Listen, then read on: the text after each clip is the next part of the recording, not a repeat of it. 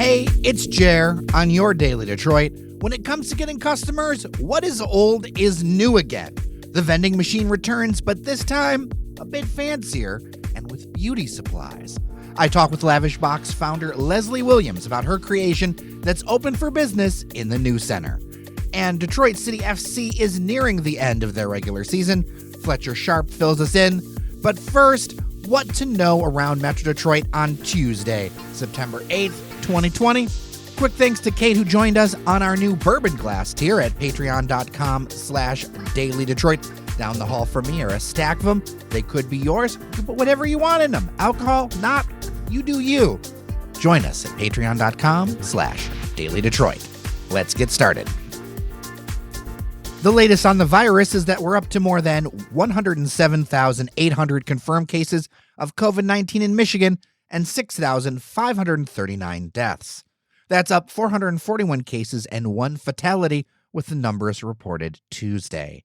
Macomb County has finally receded to being an area of community spread, so the entire Tri-County area has less than 9 cases per 100,000 people over the last 7 days. So, progress. Plus, Michigan Secretary of State Jocelyn Benson told NBC's Meet the Press on Sunday that we should expect, quote, election week, unquote, instead of election day. That means results may not all come in the night of the election. That's due to the increase in mail-in ballots because of coronavirus concerns and the fact the Michigan legislature, unlike a number of states, does not allow absentee ballots to be prepped to be counted until the polls close. State law could be changed to make this happen, but the push has no prospects currently in the Republican-controlled chambers. And in a sign of just how long it might be until we return to offices again, General Motors sent a memo out to their white-collar employees Friday saying that they'll be staying as they are, working remotely, until at least the end of June of 2021. One of the things about watching these large companies, Google and Facebook have announced similarly long windows that they will be working from home, is that when these organizations think this far out, they're not thinking about politics or orders. They're modeling what the future will be on available data and preparing their workers for the reality that they need to deal with. On Saturday, Detroit will breathe. Organizers of the ongoing protests in the city crossed the milestone of 100 continuous nights of protests. They also won a legal battle in court Friday, with U.S. District Court Judge Lori Mickelson granting a 14-day restraining order where the Detroit Police Department cannot use, quote, striking weapons, chemical agents, or rubber bullets, unquote, against protesters who do not pose a physical threat to the safety of the public or the police. Officers cannot use chokeholds against protesters in the order, but that particular item is also recently covered under new police guidelines approved last week. Detroit Police Chief James Craig took to Fox News to talk about the protests, saying that, quote, protesters who are masterful at changing the narrative have always claimed they were peaceful and we used force, unquote. The chief went on to tell Fox that this order changes nothing. Statistically, 93% of protests nationally are peaceful and engaged in no violence or destruction. That's according to a new study from the Bridging Divides Initiative out of Princeton. This is in line roughly with the chief's numbers, which say that 6 out of 100 nights had incidents. So I have some quick things to add. First, as a guy who lives in the city, I just can't tell you how many times I've been asked by my suburban friends if I'm safe or okay, or if my neighborhood is safe. Me and the dogs, we are fine. We're walking every night. In fact, you couldn't tell except for some yelling a couple nights when the protesters came like a few blocks away. And that was when I was meeting a friend. That wasn't even near my house that we ever had protests. That gets into the fear that some in the media are really hawking around this stuff. These protests are generally very localized, sometimes to less than 1 block. The study I talked about in this story, if you dig in, it reinforces this. 93% of these protests nationally, and about the same in Detroit, are peaceful. But that isn't the story that's regularly told.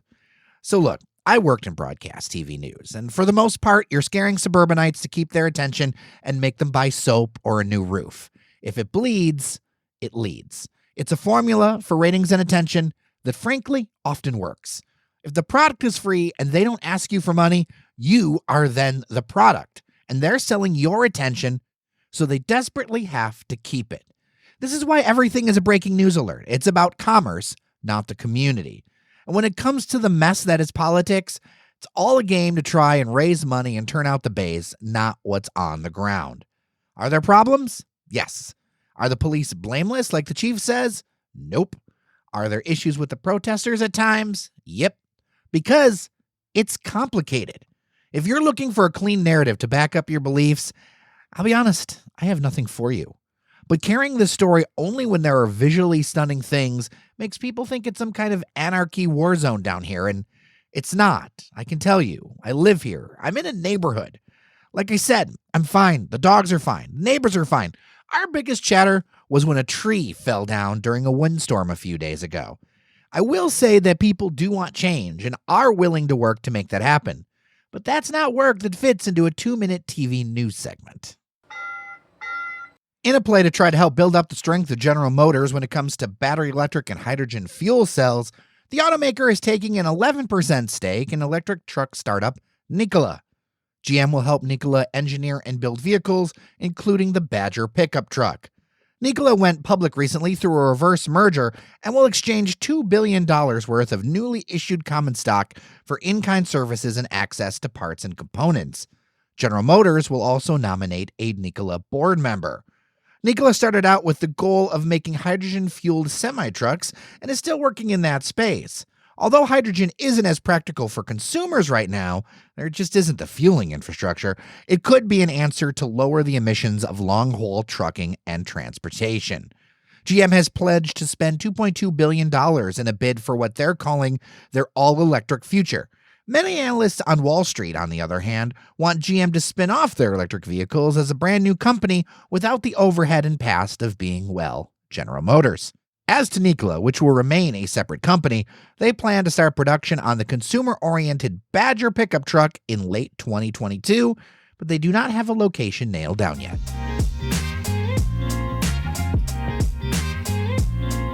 Joining me on the line is Leslie Williams. She is the, everything chief cook, bottle washer, owner, all the things with Lavish Box. Welcome to Daily Detroit. Thank you so much for having me. How are you? Good. So, first off, for the uninitiated, what is a Lavish Box? Lavish Box is a vending machine beauty supply located in the Midtown area, and it's dedicated primarily to women of color, but we do have some universal products in there as well. So hair care, beauty essentials, we even have health things in there, like nail kits and face masks. So it's your one-stop shop that you would find, products that you would find in your ethnic beauty supply, but now it's in a box now, and it's available. Well, that's important, too, because where you're located, there's a lot of workers and people on short times. I think one of the things people forget about when you're trying to serve workers, you're trying to serve that community, is people are short on time. And a lot of times they know what they want, but they need to get it and get out.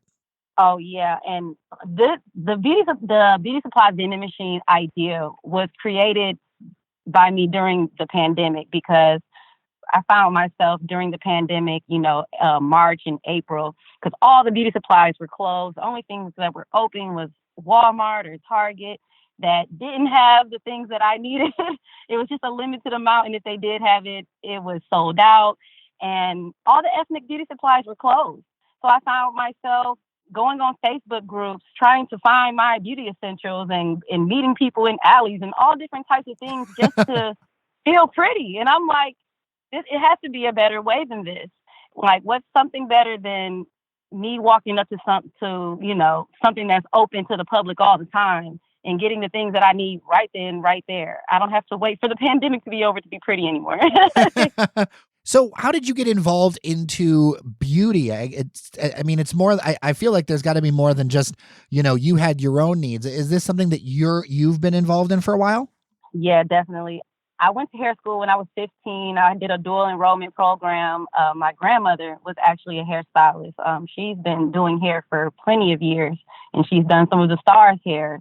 So I've always been around and immersed in the beauty industry. I kind of have a love and hate relationship for hair. So I'm a makeup artist. Like, I kind of do hair on the side, like braiding and things like that.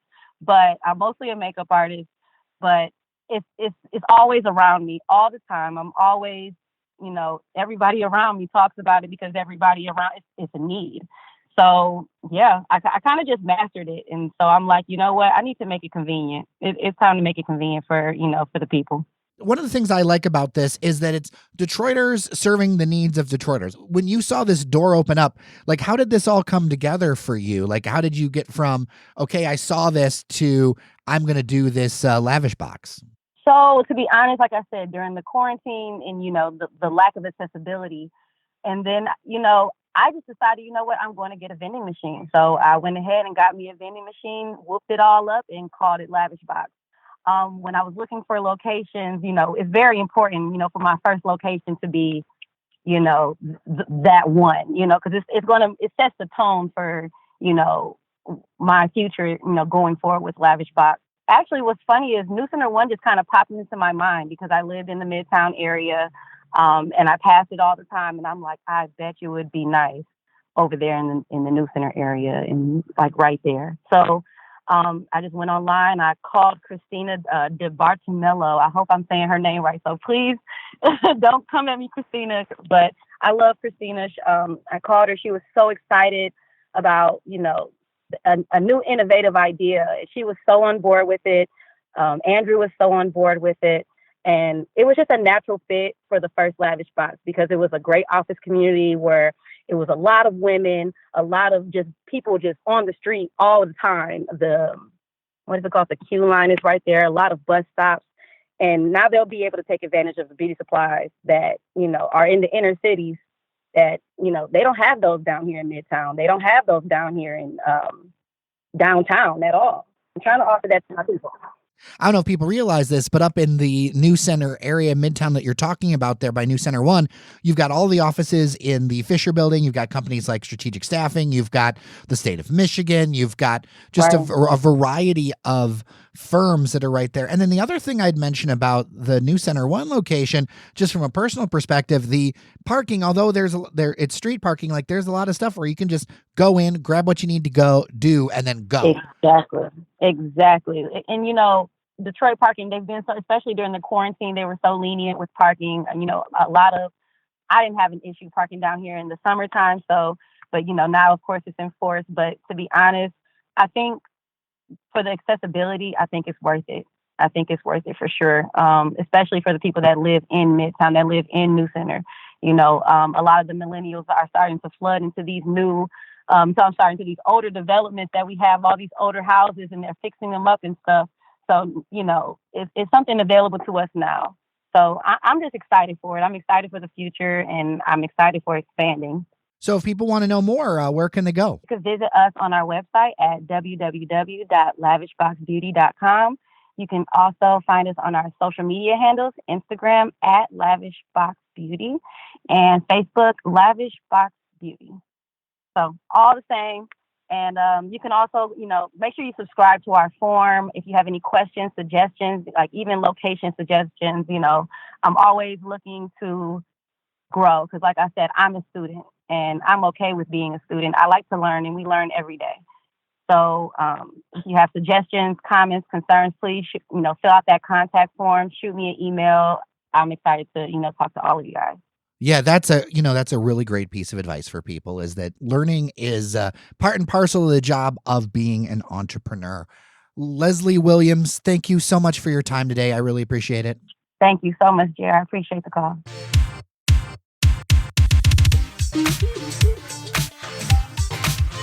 It was a busy weekend for Detroit City FC, and to talk about it and some things that are upcoming, Fletcher Sharpe, good to hear from you. Thanks for having me again. Absolutely. All right. So over the weekend, Detroit City FC got its first victory of the season.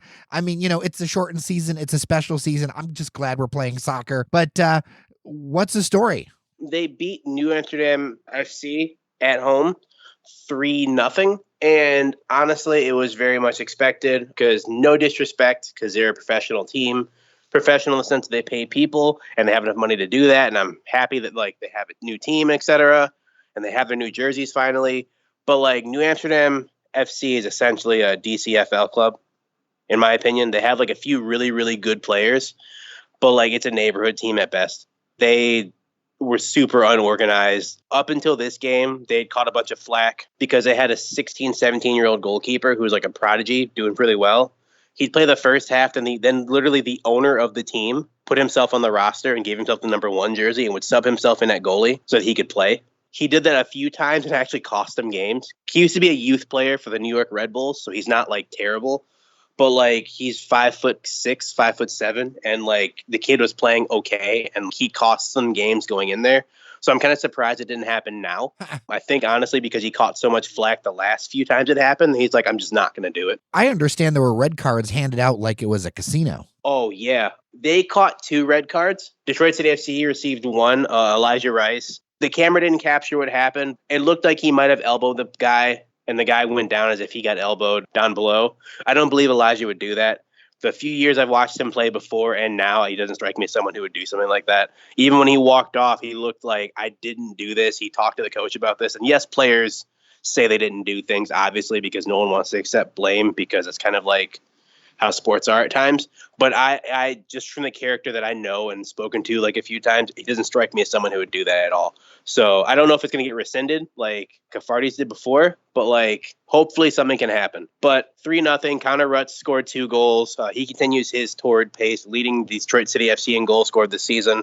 Right behind him is club leading man Sean-Claude Lawson, who scored 1 as well. It's finally good to see them score goals because them not scoring against professional teams would be a little worrisome, considering that like they're known for their vaunted attack. If your attack's not producing goals, you won't win games because you need at least 1 goal to win. Well, this season's just been kind of full of missteps and things just not bouncing DCFC's way. I understand that they're adding somebody new to the mix. Correct. They have signed keeper Parker Siegfried from South Tormenta FC of USL 1 side, the 3rd division. He played for Ohio State. It was drafted in this most recent draft by New York City FC. He currently ranks 4th all-time in career shutouts with 18, and including a school record 6 in a row. Big Ten soccer is very up and down. Big Ten soccer can be great, can be also terrible. Ohio State's a solid program. They're not North Carolina or one of the ACC schools, but they're also not like, Sister Mary's Christian College, etc. They're a solid team. They've produced a few decent players over the past few years. I'm sure he's here just to shore up the back line because it looks very much like Nate Steinwasser's not going anywhere unless he actually is going to go somewhere, like he's been signed. Typically, Detroit has not made it that big of a deal to sign keepers to get behind Nate unless Nate is either hurt or he's going out somewhere to go play. So this looks like maybe something's about to happen with Nate. I don't think it's more of a shoring up thing because this keeper seems like an actually decent keeper, but we'll keep an eye on it. And when I find out, I'll be sure to let everyone else know. Excellent. Excellent. So there is a Wednesday match, which is unusual this season. That's a makeup. What's the story with that? It's a makeup match against New York Cosmos.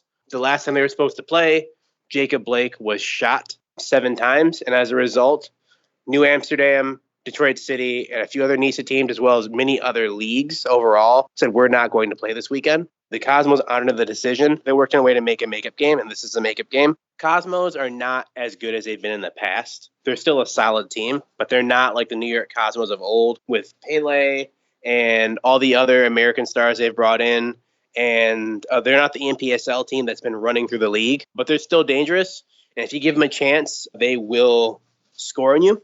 Detroit will be without Elijah Rice, who currently still has his red card. I've not heard anything about it being rescinded. He's not a star, but he's a dependable player for them. And not having him dispel Sean-Claude when they're very similar in the way they play could be a little bit of an issue, could not be an issue. Considering they scored some goals against New Amsterdam, lets players show that they actually have some teeth to bear going forward. So hopefully they can get a few goals against the Cosmos and try to get a better seeding for this playoff run. Well, Fletcher, hopefully we will catch up later this week to talk about that Cosmos game and get us set up for looking forward. Definitely, for sure.